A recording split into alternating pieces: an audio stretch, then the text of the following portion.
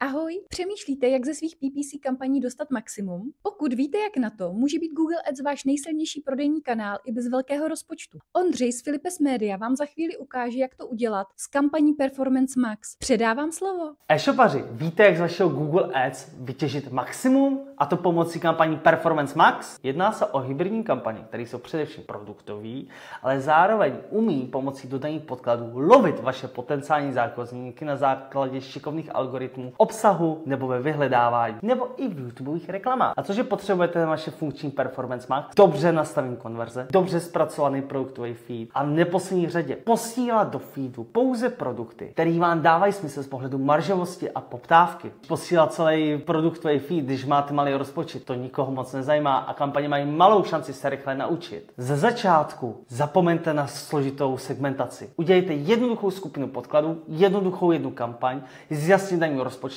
a tu naučte. A nezapomeňte, že Google vám na nový účet dává cashbacky v hodnotě až 25 000, což je ideální chvíle, kdy vaše kampaně naučit na maximum. Na druhou stranu vše je o optimalizaci a práci s daným účtem a s těma kampaněma. Přeju hodně štěstí, jmenuji se Ondřej Odehnal, jsem z Philippes Media, a nebo se otočte na nás a my vám s tím pomůžeme. Čau.